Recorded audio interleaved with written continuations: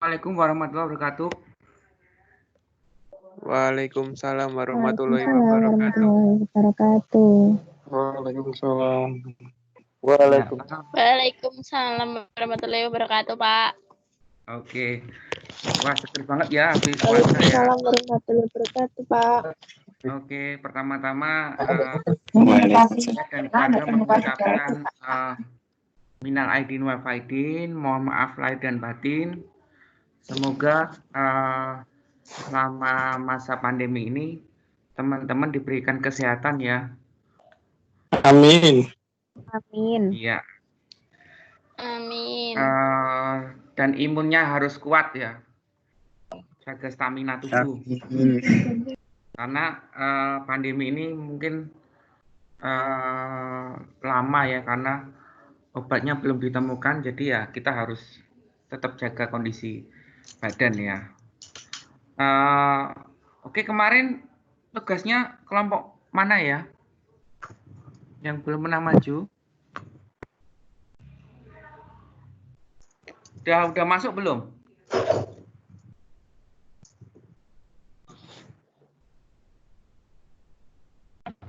Ya, udah ada yang masuk belum yang kemarin?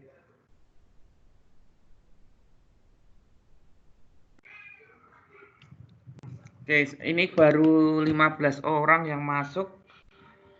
Kita masuk materi aja ya. Nanti kalau nanti ada waktu 5-10 menit kita bahas yang kemarin, kasus kemarin. Kan ada berapa orang ya? 3 orang yang belum maju. Nanti kita tunggu ya.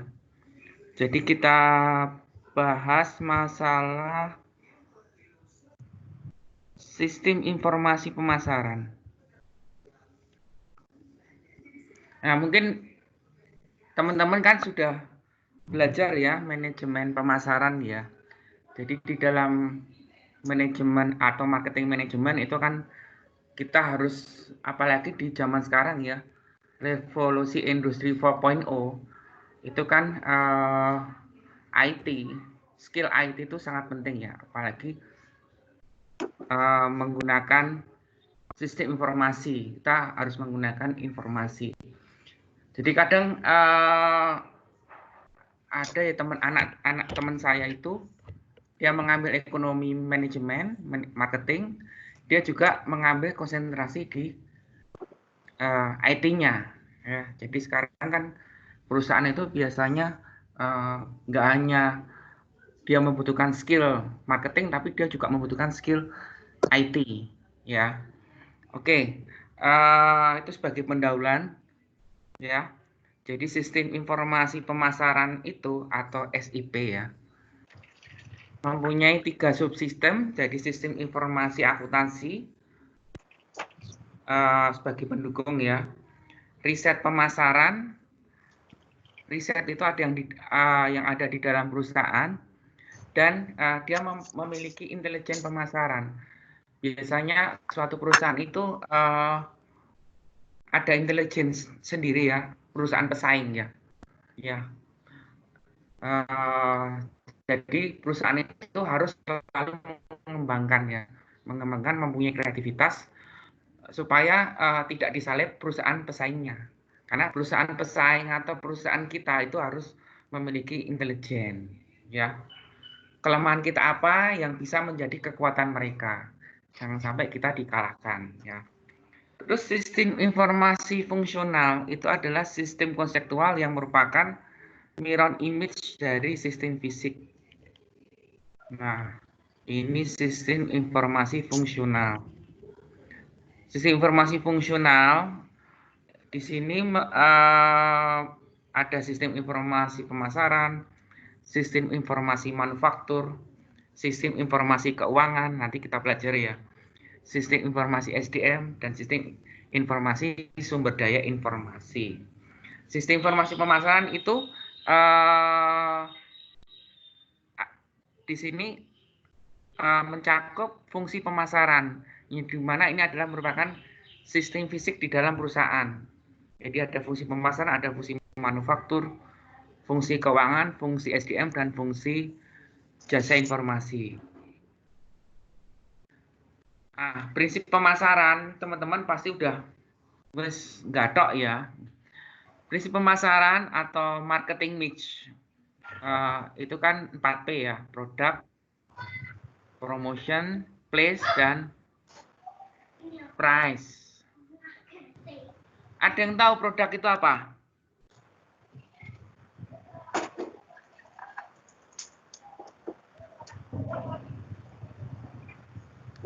Ada yang tahu?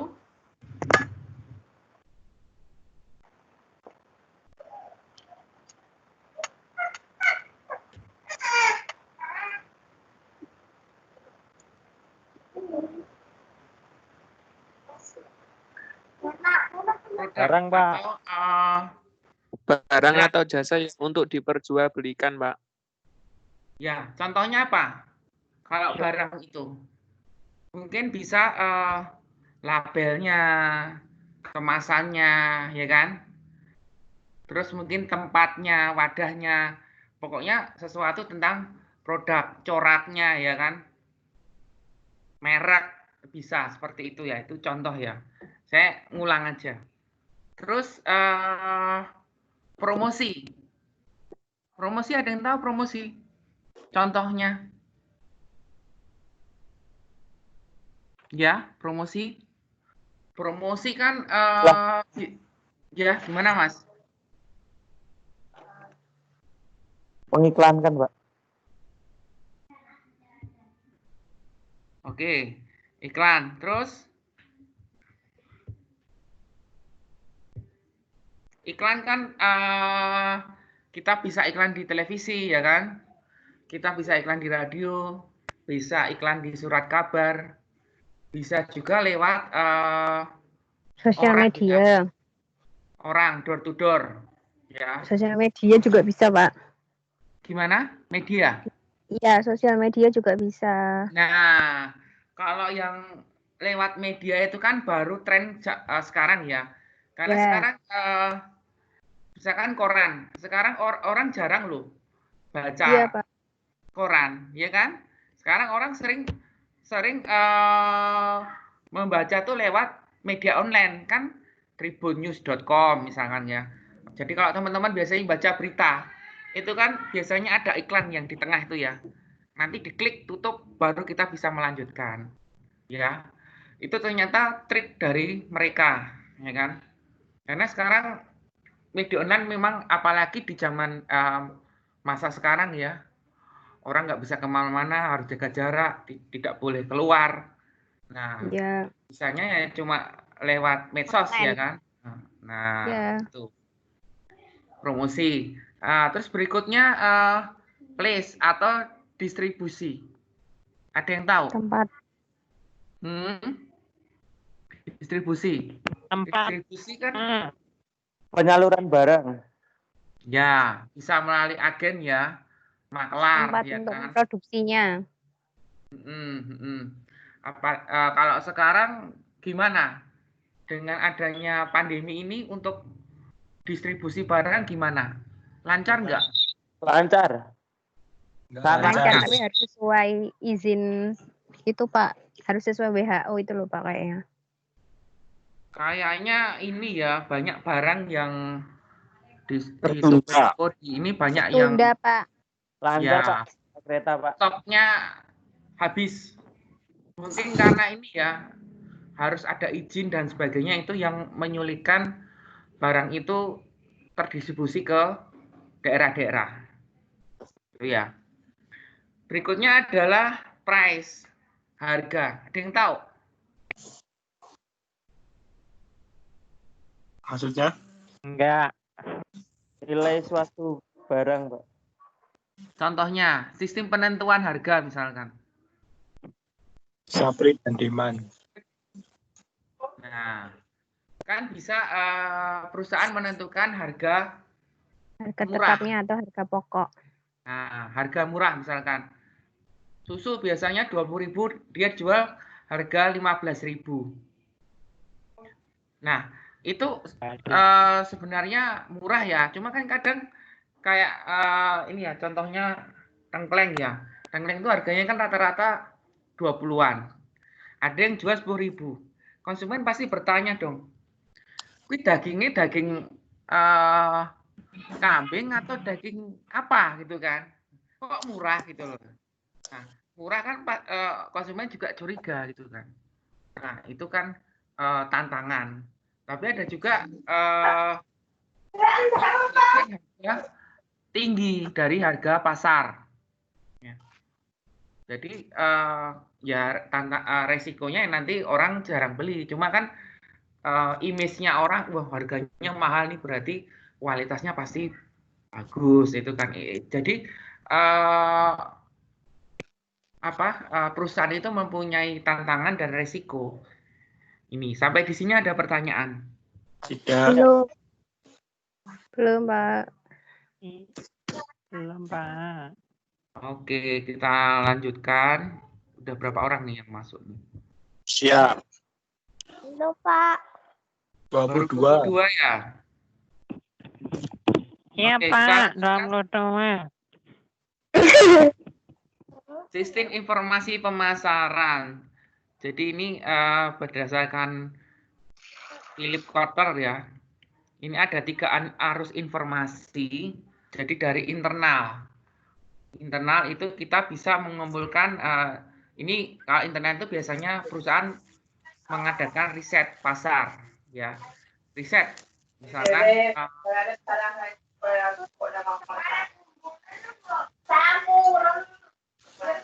dimatiin aja. Misalkan konsumen itu sebenarnya keinginannya itu apa sih?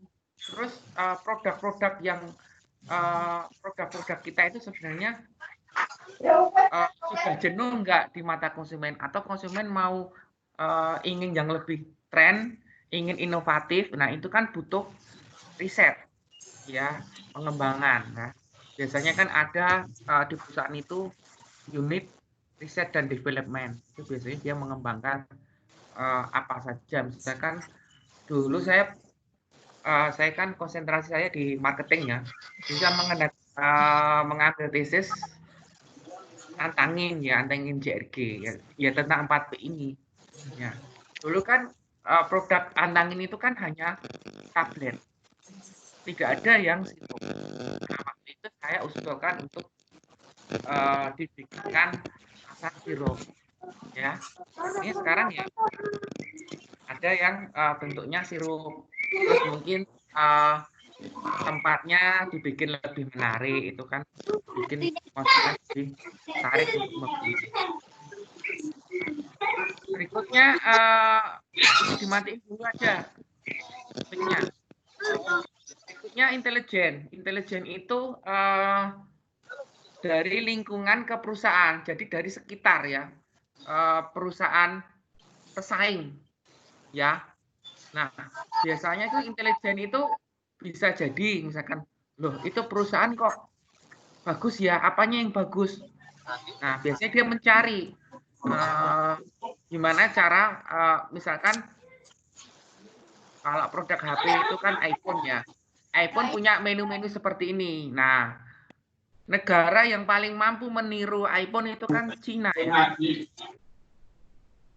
Nah dia kan punya Xiaomi, ada Oppo, Vivo. Nah itu kan hampir dimirip-miripkan dengan iPhone ya, dengan harga yang lebih murah tetapi spesifikasinya sama atau kurang lebih sama dengan iPhone. Padahal iPhone harganya ya puluhan juta ya, belasan juta sampai 20-an ya. Nih berikutnya adalah komunikasi. Komunikasi itu mengalir dari perusahaan ke lingkungan. Contohnya apa? Ada yang tahu? Komunikasi mungkin dari perusahaan ke lingkungan pemerintah ya. Pemerintah kan lingkungan ya, termasuk peraturan ya, kebijakan ya, itu juga mempengaruhi. Mungkin lingkungan sekitar misalkan dengan limbah ya kan. Jadi perusahaan harus bagaimana mengelola limbah. Kalau sekarang saya rasa kayaknya sudah dikelola dulu sudah dikelola dulu, jadi limbahnya tidak ini ya tidak melimbah ke lingkungan sekitar atau masyarakat. Jadi begitu dibuang dia sudah tidak lagi kalau dulu kan di mana ya, di sekitar sini kan airnya bau misalkan, terus berwarna dan sebagainya. Sampai sini ada pertanyaan?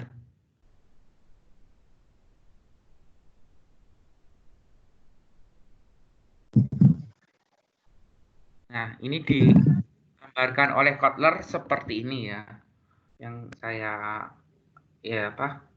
informasikan tadi. Berikutnya, sistem informasi pemasaran itu adalah sistem yang berbasis komputer yang bekerja sama dengan sistem informasi fungsional lainnya untuk mendukung manajemen perusahaan dalam menyelesaikan masalah yang berhubungan dengan pemasaran produk. Ya. Di sini ada yang konsentrasi di pemasaran nggak? Ada yang mau mengambil konsentrasi pemasaran nggak? Nggak ada. Halo, Pak. Ya? Tanya. Ada, Pak. Gimana?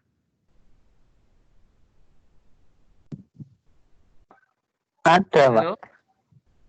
Oh, iya. Oke, kita lanjut. Di sistem informasi pemasaran ada 3 subsistem ya. Jadi ada output, database, dan input. Nah, sebelum output kita dari input dulu ya, masukkan dulu ya. Jadi kan sistem informasi pemasaran itu kan tidak bisa bekerja sendiri.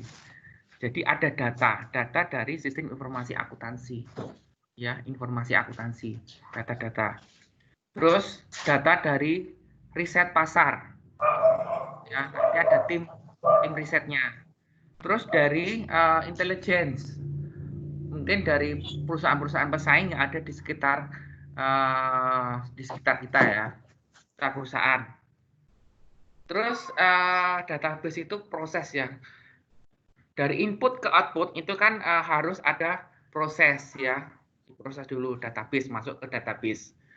Nah, output sendiri, nah ini tadi dari 4P tadi ya. Ada produk, promosi, place, price, dan bauran pemasaran atau bauran integrasi. Apa ya itu ya? Nah, gambarnya seperti ini ya.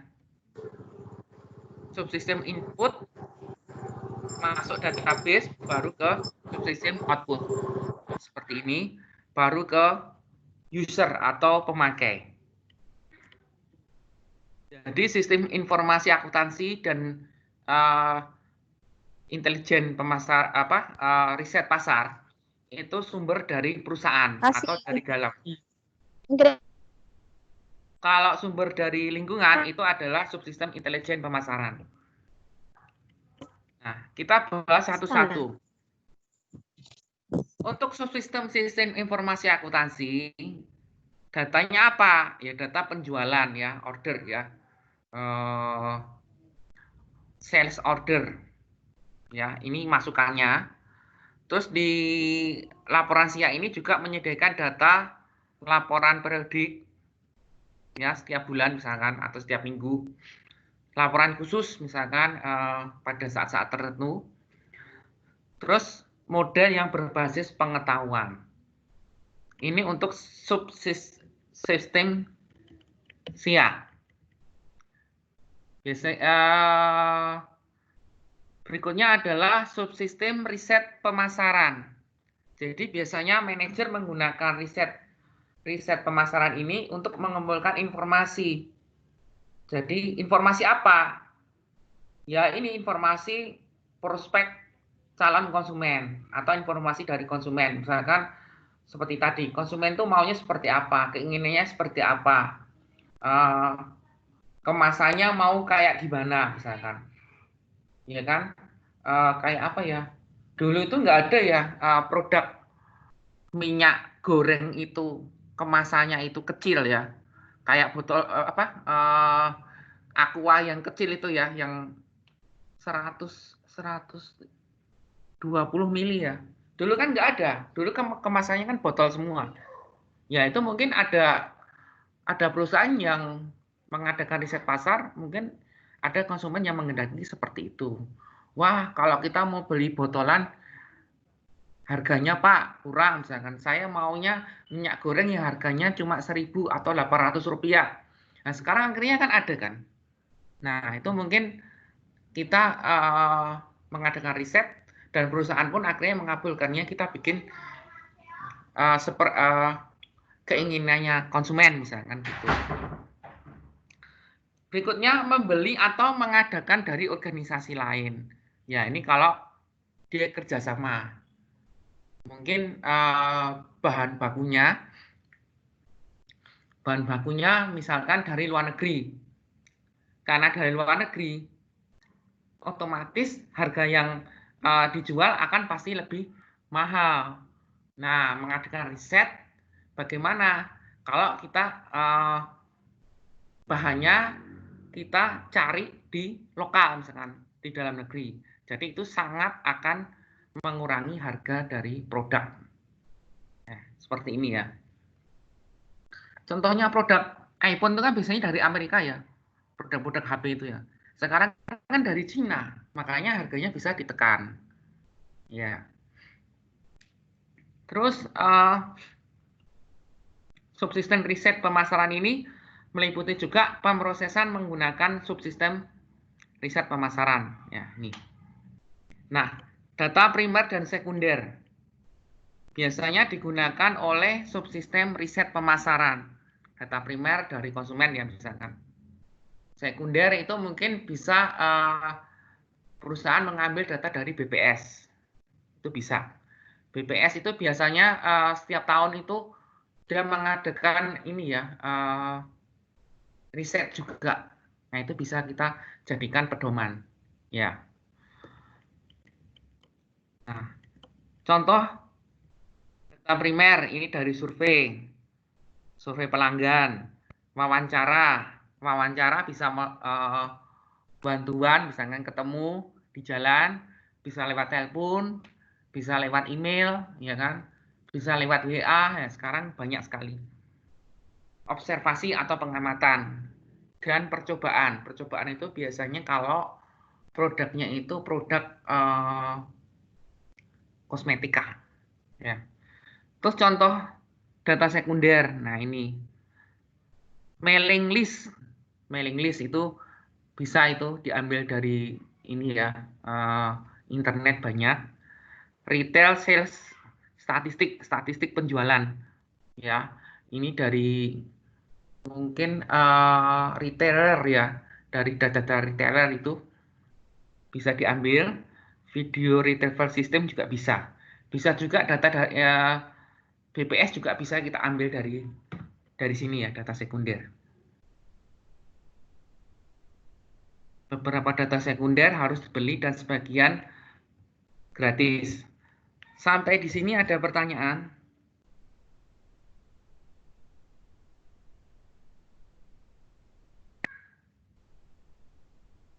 Oke, kita lanjut ya.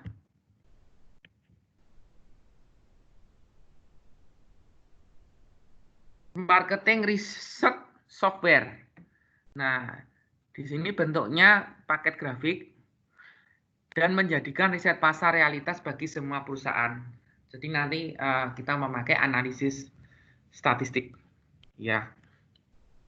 Nanti kalau teman-teman lebih mendalami tentang sistem informasi pemasaran, itu ada materi sendiri ya. Nah, terus keahlian biasanya menginterpretasikan output software yang merupakan kunci sukses dari alat-alat tersebut. Oke. Berikutnya adalah subsistem intelijen pemasaran. Nah, ini adalah aktivitas etis yang digunakan untuk mendapatkan informasi tentang pesaing, ya. dia mau menyaingi saya itu dari sisi yang mana sih? Ya, ini kan harus dicari tahu dulu. Ya, sebelum dia menyerang, kita harus siap-siap dulu ya. Nah, di sini tidak sama dengan kegiatan memata-matai perusahaan. Jadi setiap sistem informasi fungsinya mempunyai tanggung jawab intelijen. Jadi bukan memata-matai. Bisa jadi gini ya, sistem intelijen pemasaran, misalkan produk kita tidak peka dengan kebutuhan konsumen, ya mungkin itu bisa dimanfaatkan oleh pesaing kita. Sebenarnya produknya itu bagus, cuma harganya terlalu tinggi, ya karena kita menggunakan yang tadi ya, kualitas kita ambil dari bahan baku dari luar negeri. Sebenarnya kita bisa menggunakan barang baku dari dalam supaya harganya bisa ditekan. Nah, itu kelemahan yang bisa menjadi keunggulan dari pesaing. Berikutnya adalah subsistem produk. Nah, teman-teman kan udah, saya tinggal mengulang loh ini ya. Siklus hidup produk ya, dari hidup produk itu kan biasanya melalui tahap perkenalan dulu ya. Perkenalan uji coba misalkan. Kalau dulu biasanya perkenalan koran selama 1 minggu gratis, habis itu bayar ya gitu ya. Atau perkenalan kalau teman-teman di mall misalkan, Bu, ini susunya misalkan diminum gratis nih, habis itu baru suruh beli. Atau biasanya ditawarkan dulu, ini produknya gini-gini dan sebagainya. Ini perkenalan ya.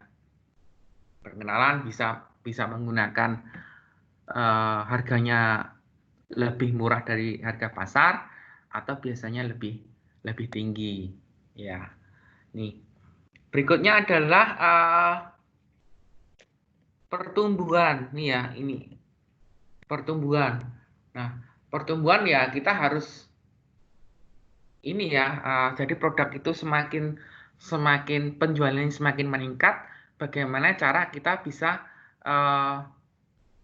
meningkatkan tetap meningkatkan image konsumen biar tetap melekat. Kita harus beli produk itu karena bagus lah, keunggulannya apa misalkan gitu kan.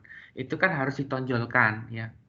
Bisa jadi ini ya, iklan terus menerus ke TV ya. Iklan biasanya kan orang mempromosikan itu kan yang mudah diingat dan terus menerus ya kan. Nah, akhirnya kalau orang nginget terus, oh iya, ini kayaknya kayak iklan di sini ya. Akhirnya orang lebih tertarik ini cenderung untuk membeli. Wah, iya kan? Karena teringat terus. Kayak tiap hari, tiap detik iklannya di TV terus kan orang kayak Jano enak ora toh. Lah akhirnya dibeli misalkan.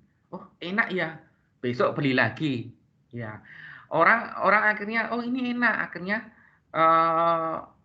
pemasaran melalui mulut ke mulut itu. Oh ini loh beli produk A ini loh enak. Oh iya toh, iya ini enak. Nah, akhirnya banyak yang membeli. Ya. Nah, berikutnya adalah tahap kedewasaan. Ya, ini di puncak penjualan ya. Nah, di tahap ini perusahaan ini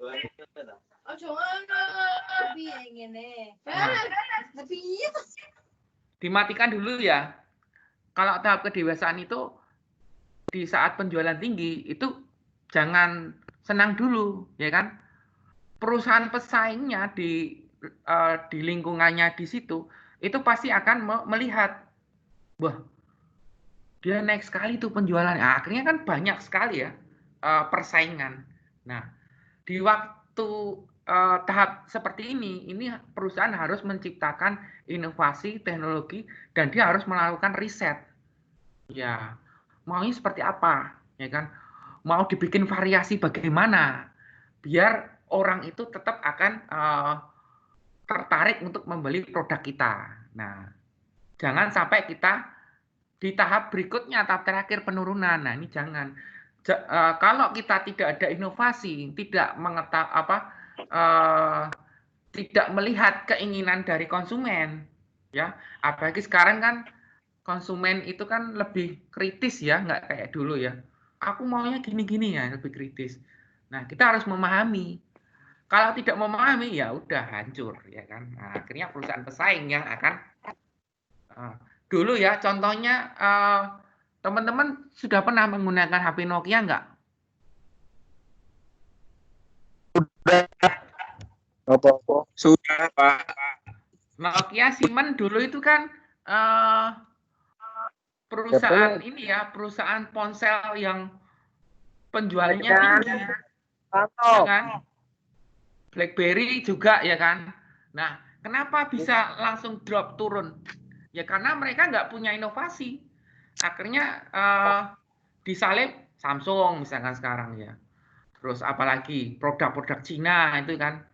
Ya, padahal dulu sewaktu produk Cina itu banyak bermunculan HP-HP di Indonesia, itu nggak ada orang yang melihat HP Cina, itu nggak ada. Sekarang orang beli. Ya, Nah, kenapa, karena Pak? ada yang tahu nggak kenapa? Alasannya apa? Karena lebih murah. Saya nggak tahu. Yuk, Karena lebih yuk kalau murah, sekarang nggak lebih murah no. Sekarang malah lebih murah Nokia. Pak. Karena Pak. Apa ya? Ayo. Nah, dia lebih murah, Pak. Kualitas. Kualitasnya biasa sih. Speknya itu ya, speknya lebih tinggi. Speknya Spek lebih tinggi. ya. Dulu padahal Nokia. Iya. Nokia bisa kalah gimana itu, Pak? Ya, Pak. Nah, Nokia bisa kalah itu. Ada yang tahu nggak kenapa Nokia sekarang jadi nggak laku? Karena nggak berinovasi, Pak. Ya itu juga. Dan dulu kan Nokia itu kan produknya Microsoft ya. Microsoft. Ya. Dan akhirnya sekarang kan Microsoftnya di aplikasi Microsoft itu kan nggak bisa WA, nggak bisa ini. Nah akhirnya karena dia tidak bisa bekerja sama dengan ini ya. Jadi dia istilahnya keinginan konsumen itu seperti apa. Terus kondisi ke depan itu mau bagaimana. Harusnya dia melakukan riset pasar. Oh seperti ini, ya kan. Contohnya Samsung. Samsung itu dulu mungkin perusahaan ketiga ya di bawah Siemens sama Nokia itu. Tapi sekarang dia lebih maju, ya kan? Ya karena dia tahu konsumen maunya mengertinya seperti ini. Oh, spesifikasinya seperti ini. Kameranya harus begini. Nah, sekarang kan orang lebih suka selfie. Nah, kameranya bisa buat selfie, kameranya juga bagus. Nah, itu kan yang kameranya menipu, Pak. Iya, yang kayak gitu kan itu harus melihat. Pada menipu. Harus ketemu orangnya langsung, kalau lihat foto doang menipu. Nah, kan seperti itu. Itu contohnya seperti itu ya. Kenapa dulu juga ada produk apa lagi ya? Dulu pernah perang sampo itu nggak masalah ya. Sunslick dengan Dimension. Dimension kan sekarang nggak ada ya. Dimension sekarang nggak ada. Kalah dia. Ya kan? Kalah telak. Kalah. Karena apa? Apa ya saya lupa. Nah, karena nggak menang. Itu perang iklan kalau nggak salah itu. Nah, dan otomatis kualitasnya juga lebih bagus Sunslick. Padahal dulu harganya sama itu dengan Dimension waktu itu. Sekarang juga sudah nggak ada ini lagi ya, produk Dimension lagi. Oke, sampai sini ada pertanyaan? Ya? Nggak ada? Informasi menjawab pertanyaan kunci. Perlu diperkenalkankah? Misalkan produk baru itu harus diubah strateginya. Misalkan yang tadi ya di tahap dewasa, perlu nggak diubah strategi? Ya perlu, kita harus tetap inovasi ya.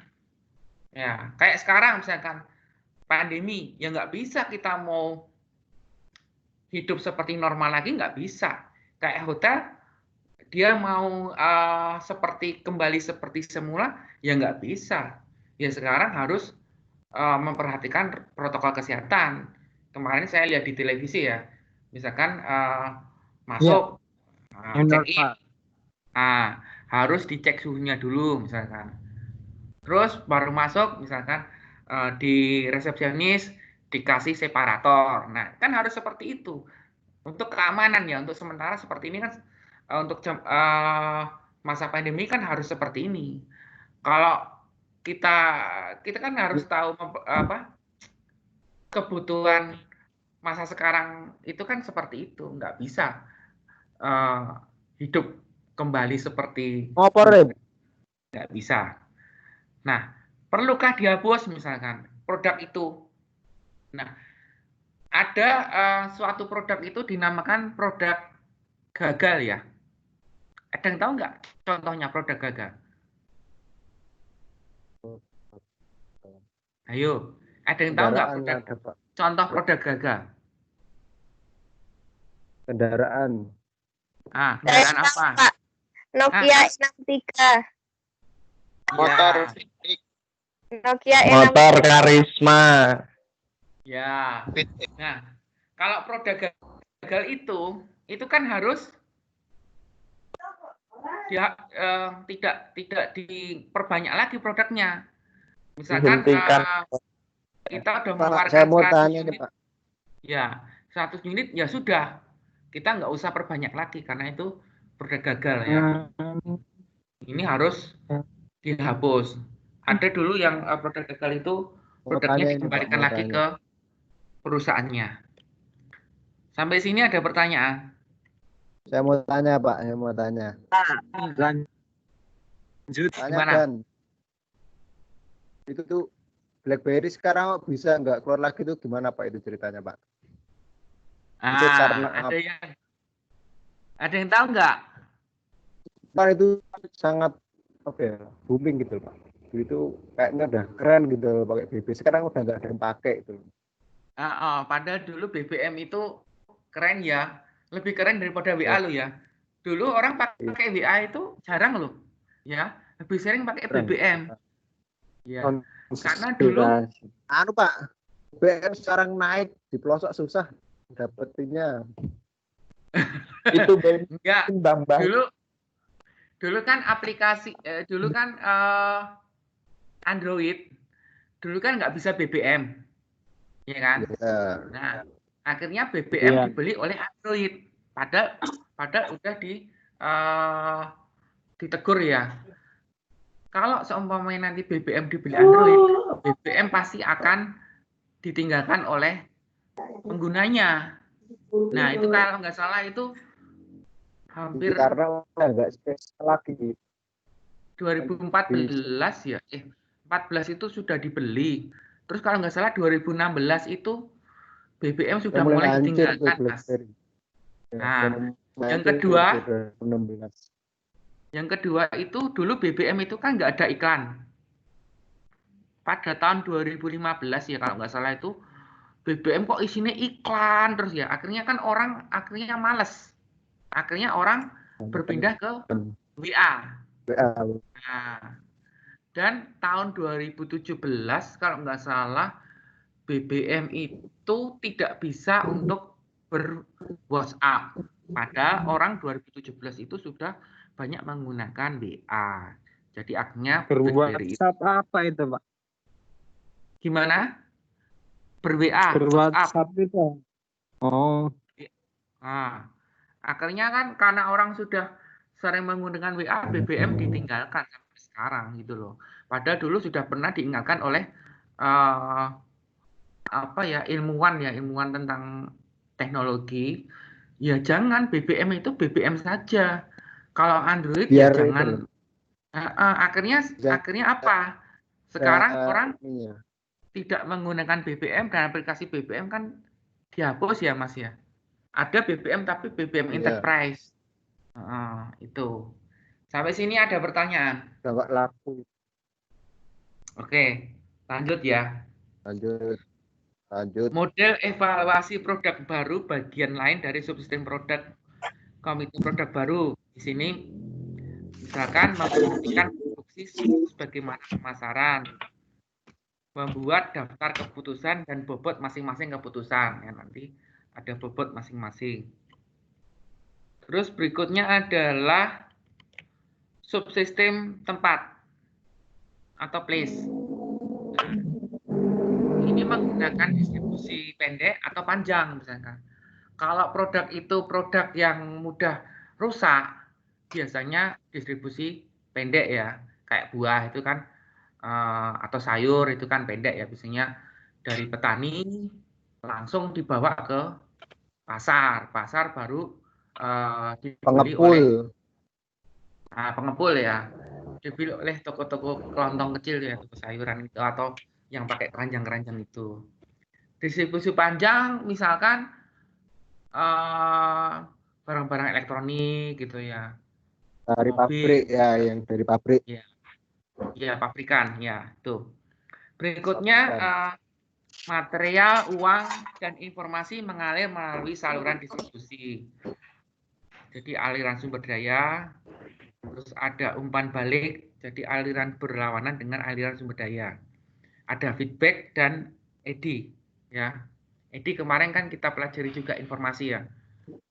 Nah, Iya, Pak. ini arus material, uang dan informasi seperti ini. Jadi ada dari mana ya?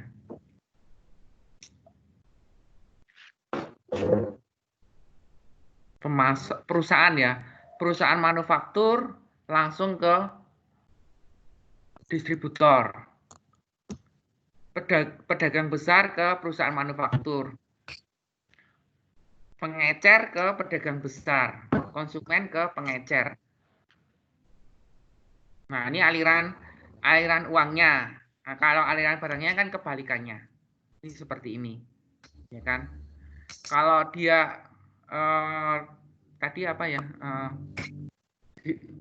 Kalau aliran panjang berarti kan dari perusahaan sampai dengan konsumen itu melalui berbagai tahap. Tapi kalau pendek biasanya langsung ya. Langsung ke konsumen atau melalui perantara pengecer. Langsung COD. Yo, COD. COD. Oh iya. Langsung COD. Ya. Berikutnya adalah subsistem promosi. Subsistem promosi ini meliputi iklan, ya, iklan TV ya. Saya sering kalau promosi ya, TV, radio, bahkan sekarang Instagram pun jadi media melalui YouTube ya. Teman-teman kan sering ya melihat Ucup Klaten itu kan biasanya iklan tuh ya, iklan PLN, Bank BNI, terus roti, banyak sekali endorse itu ya. Endorse terus. Nah, sesuai duitnya. itu YouTube ya. Teman-teman Betul kalau cari banget, kan, Ren. YouTube-nya followernya banyak, cari seperti itu kan nanti jadi terkenal ya. Dulu Ucup itu apa terkenal? Terkenal kan gara-gara videonya yang viral ya. Sama baik. Mbah Minto. Berikutnya personal selling atau penjualan perseorangan. Ya, biasanya ini ya, ini perusahaan tertentu aja ya penjualan perseorangan. Biasanya mobil, ya, pakaian. Berikutnya adalah SPG atau SPB, promosi penjualan. Kalau di mal-mal kan biasanya ada yang ditawarin, gitu kan. Mobil juga ada. Biasanya orangnya cantik biar menarik, Pak.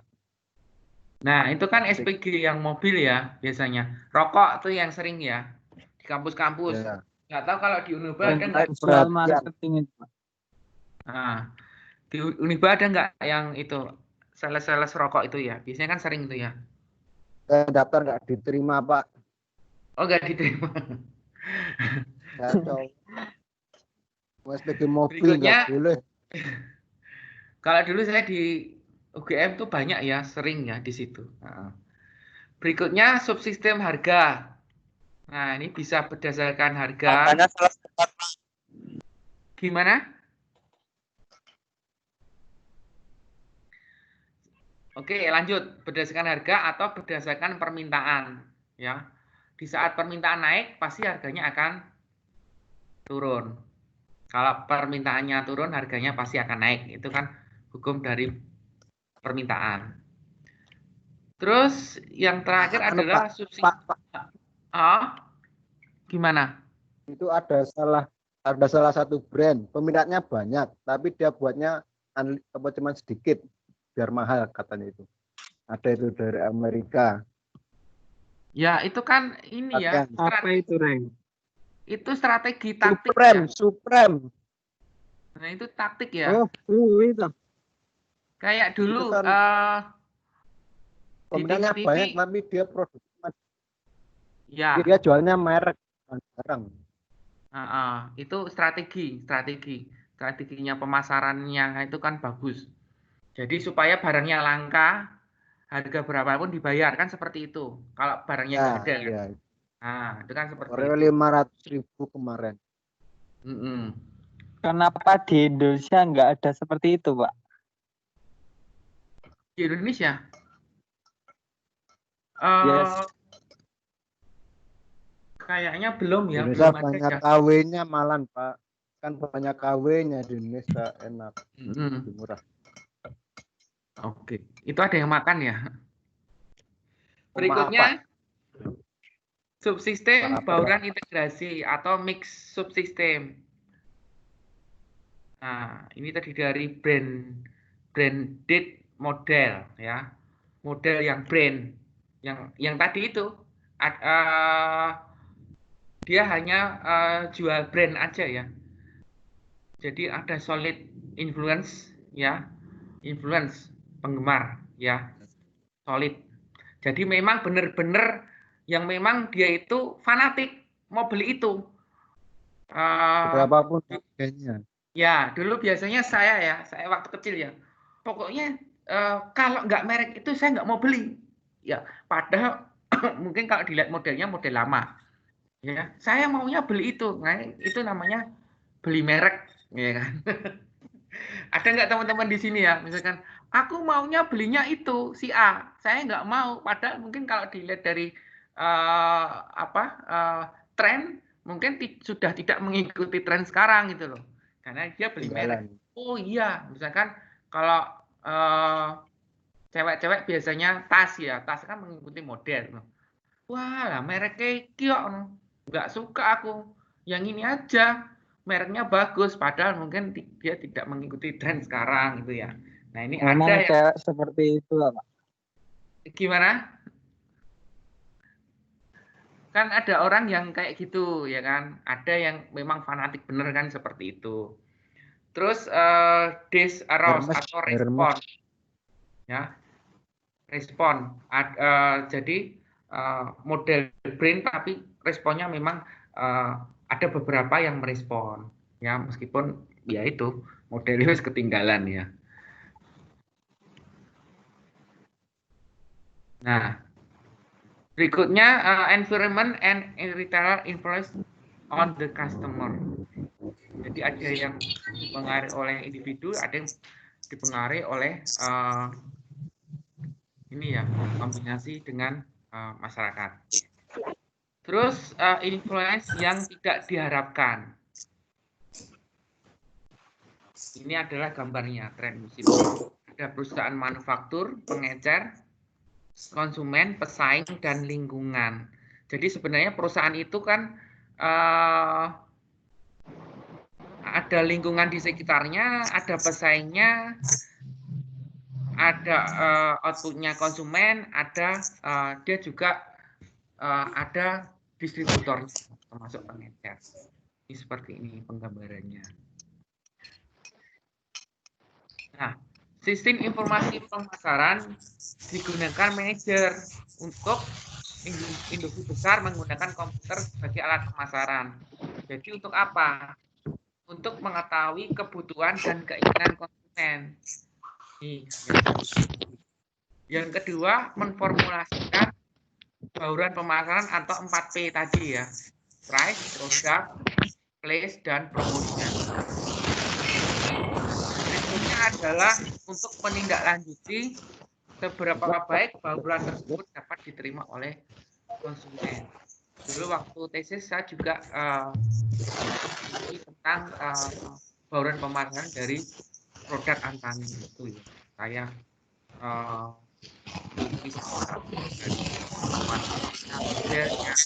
harganya murah enggak, diterima konsumen enggak, terus distribusinya terdistribusi dengan baik enggak, sampai ke dusun-dusun, sampai ke masyarakat kecil di kota-kota dan sebagainya. Distribusinya bagaimana gitu kan. Nah, ini juga bisa menjadikan output informasi yang dapat digunakan dalam perusahaan. Oke, sampai sini ada pertanyaan?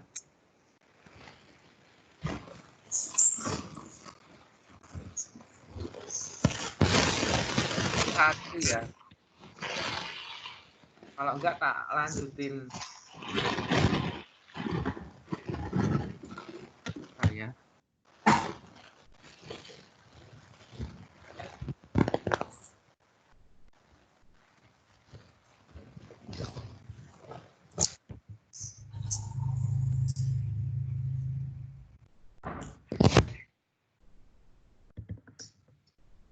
Visi.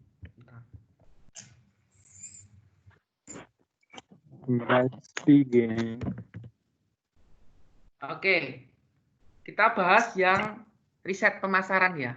Tadi kan secara umum ya, sistem informasi pemasaran. Riset pemasaran ini adalah rancangan sistematis dari mengumpulkan, menganalisis, dan melaporkan data yang relevan dengan situasi pemasaran tertentu yang dihadapi oleh perusahaan. Jadi kita mengumpulkan data-data. Ya. Apa saja sih? Misalkan tentang kemasan. Bagaimana Pak menurut Anda tentang kemasan kita? Misalkan label kita bagaimana? Lebih bisa diterima enggak? Misalkan informasi produknya, misalkan terlalu banyak enggak? Bisa diterima enggak? Misalkan terlalu banyak ya kalimatnya gini kan, atau tulisannya kecil-kecil, jadi orang kan malas baca ya kan, itu apa toh gitu kan. Jadi kalau bisa tulisannya itu lebih sedikit dan lebih bisa kena di benak konsumen. Oh itu loh produk itu, produk itu kan isinya malah bisa mempromosikan ke orang lain kan gitu kan. Mode by mode misalkan, mulut by mulut ya. Tujuannya apa? Tujuannya adalah membantu manajemen dalam mengambil keputusan yang terkait dengan identifikasi dan pemecahan masalah serta peluang dalam bidang pemasaran.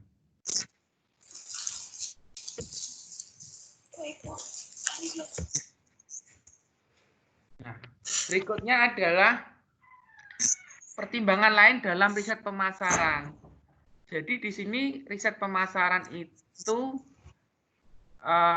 terdiri dari dua konteks, yaitu riset pemasaran dalam bisnis kecil dan nirlaba dan riset pemasaran internasional.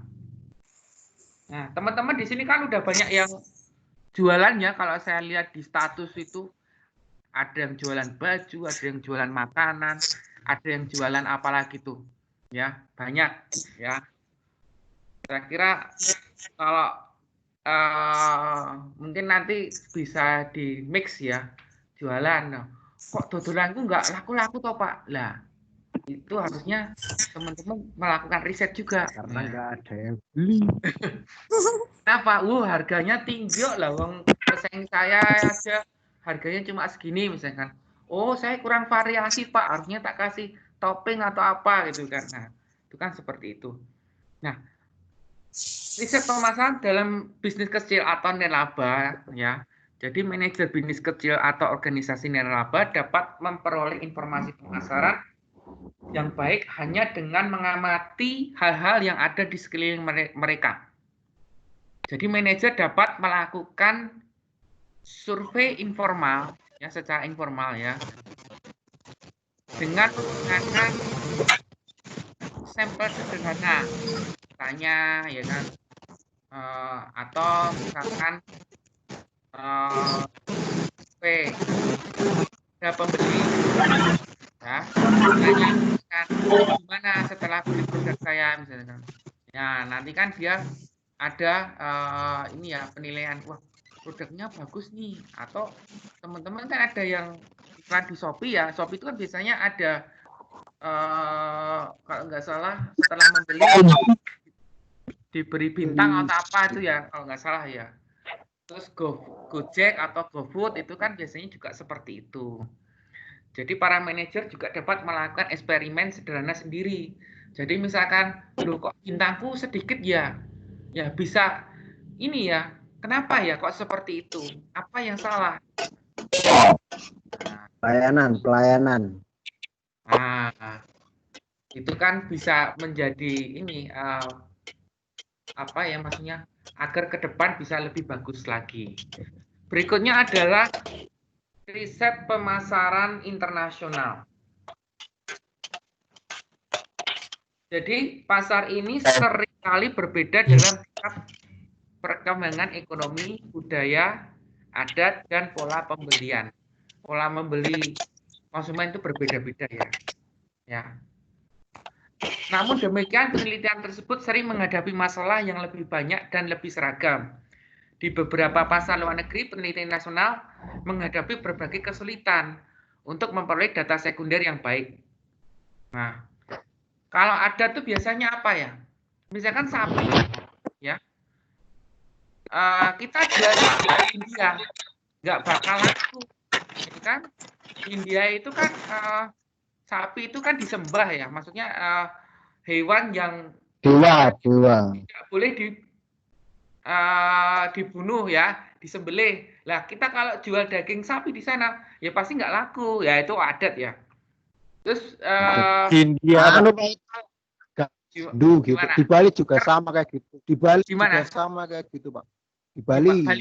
Sama kayak gitu. Ya, Di Bali sama kayak gitu. sama, Itu Pak. agama itu, Pak. Nah, Sapi. terus juga ya kerbau. Nah, di sana orang kan sapi juga nggak boleh. Bolehnya kan kerbau. Coba kamu cari sapi, nggak ada. Pasti soto kerbau, ya, sate kerbau, ya kan. Itu adat ya. Budaya. Tak beli bakso nggak mau, Pak. Siapa? Temanku agama ini tak ajak beli bakso nggak mau, katanya daging sapi gitu. Nah, itu adat ya. Budaya misalkan. Budaya orang Jepang minum kopi bareng ya.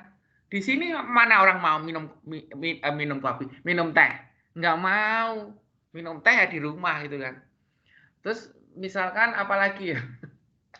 Banyak sekali ya, karena perbedaan budaya orang ya. Ya, budaya adat itu selalu ada. Ya. Terus perkembangan ekonomi. Ya sekarang masa perkembangan ekonomi kita pandemi ya. Pandemi pasti beda, ya kan? Contohnya di restoran, ya kan? Harus ditata jaraknya 1,5 meter misalkan. Terus dikasih separator. Ya. Kita harus menyesuaikan ya, harus ada risetnya.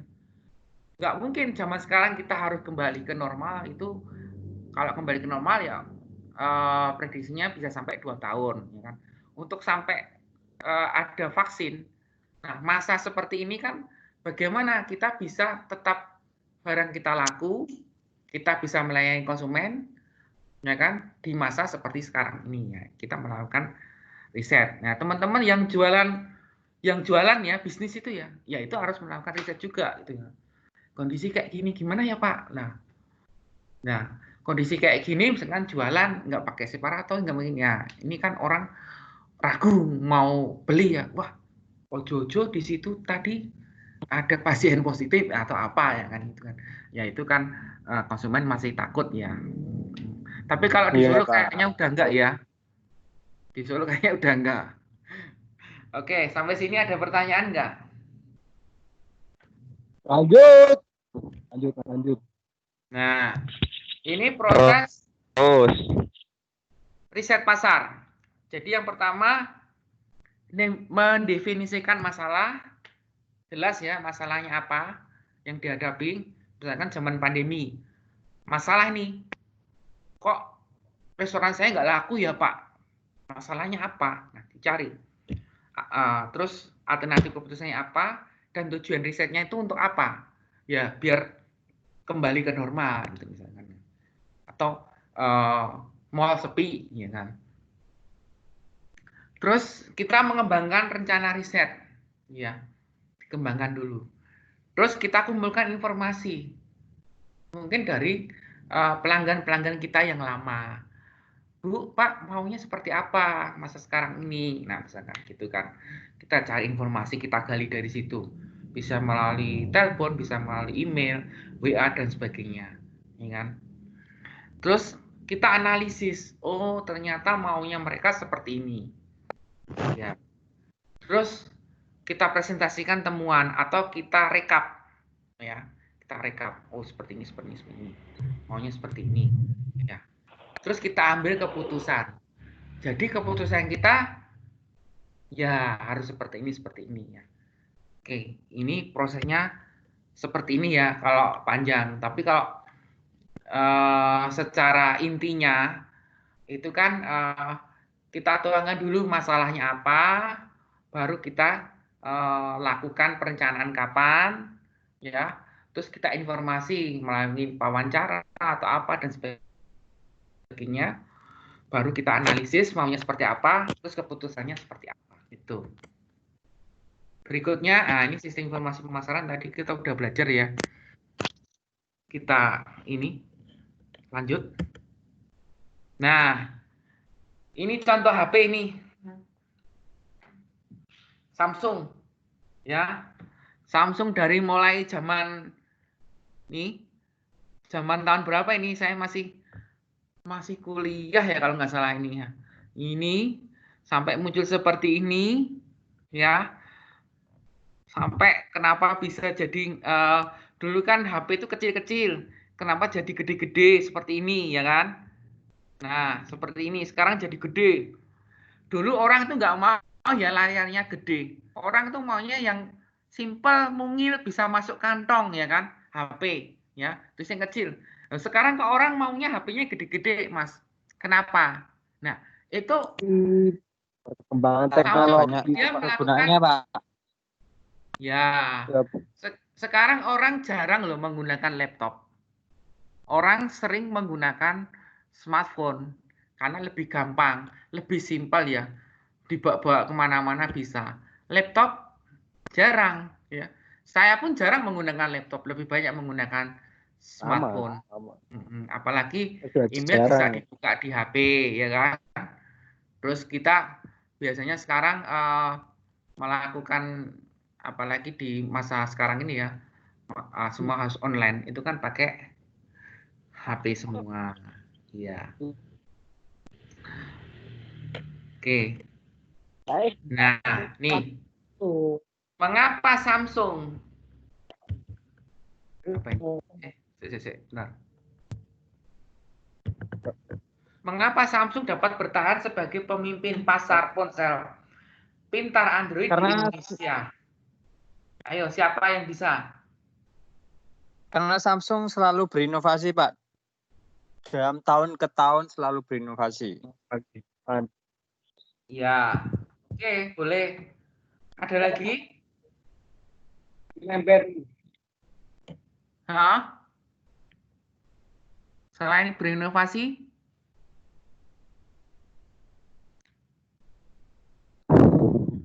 Mengikuti perkembangan Teknologi Android pertama di smartphone, Pak.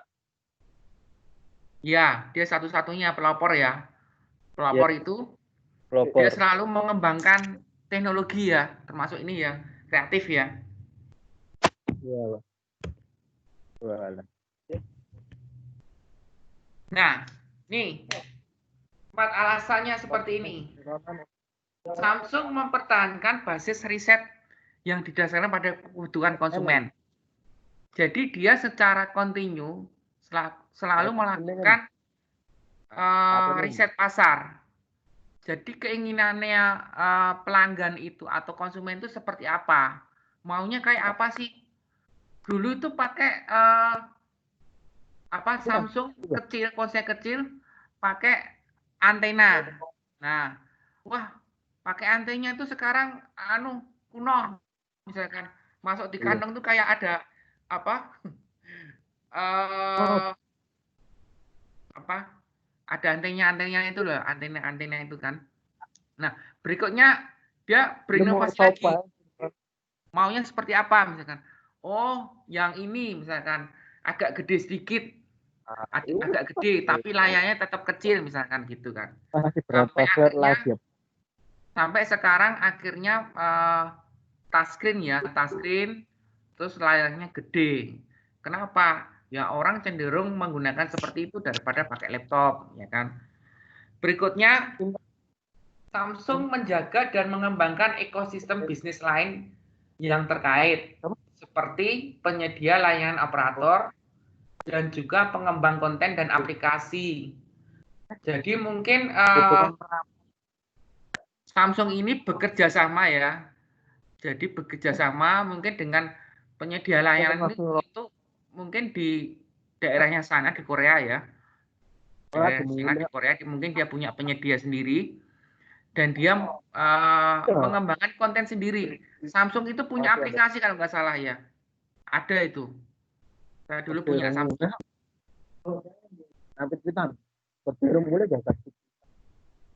Oke, berikutnya Samsung juga bekerja sama mendistribusikan produk ke penjuru Indonesia. Jadi dia kerjasama dengan Erafone. Ada yang kerja di Erafone nggak? Sama tuh sini. Monita, Pak. Monita? Erafone mana, Mbak? Wanita, Pak. Ya, biasanya Erafone itu kan kerjasama terus nanti memberikan diskon atau apa gitu ya. Nah ini. Nah, yang terakhir adalah Samsung tidak pernah menutup mata terhadap perkembangan itu teknologi. Samsung itu, Samsung. Oh iya, Samsung ya. Meskipun saat ini Android tengah merajai smartphone ya. Jadi selalu berinovasi, mempunyai kreativitas, maunya apa sih teknologi yang kita kembangkan ya kan? Biasanya malah Samsung lebih duluan ya sekarang ya. Lebih duluan daripada iPhone ya kan?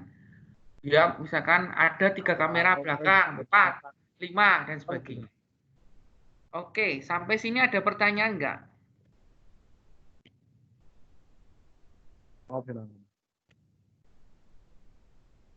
Sampai sini ada pertanyaan?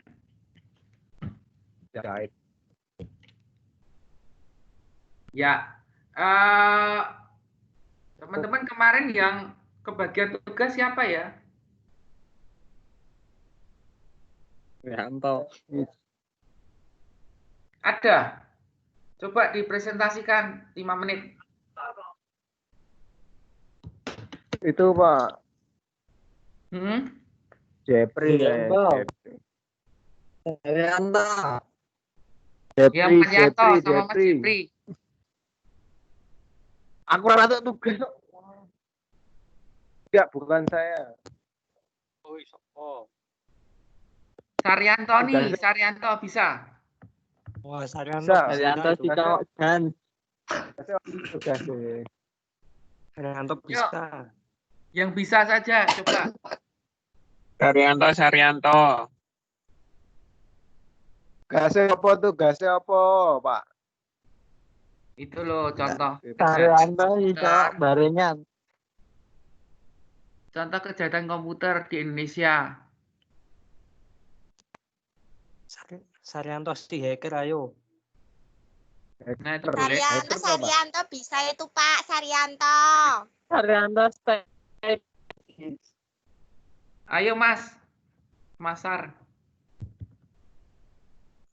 Ayo Saryanto, kaya sing mbok critakake ning grup mau lho. Wah, lali. Oh, bener yuk. Iya, Sar. Ora saya sensar.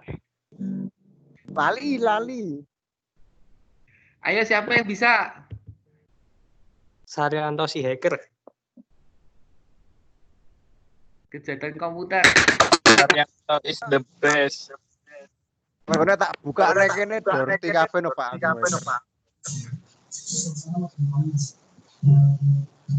Mas Raymond bisa nggak?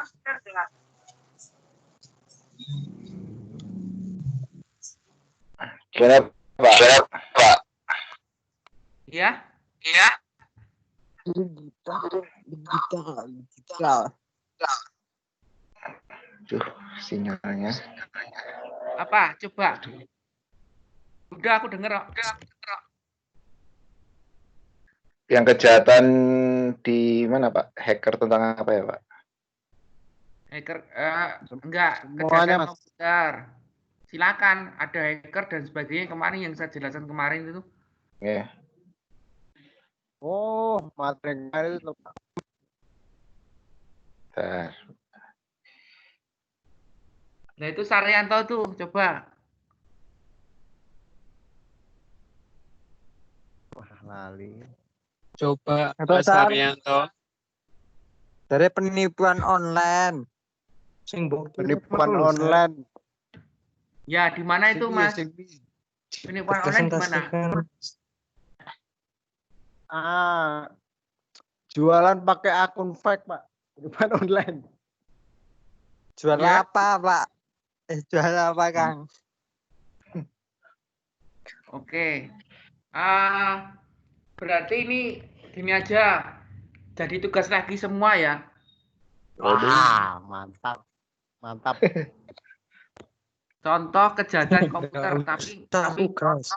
nggak boleh sama. Pak. Masing-masing Maksudnya, sama ya. Pak. Maksudnya, Pak. So, maksudnya kejahatan komputer itu gimana ya, Mas? Maksudnya Kejahatan komputer kan mungkin datanya perusahaan diambil, misalkan gitu. Oh, iya. Nah, terus Saya kemarin tahu, Pak. Saya tahu, Pak. ya, Pak. Sok taumu itu, sok taumu. tahu Seperti itu,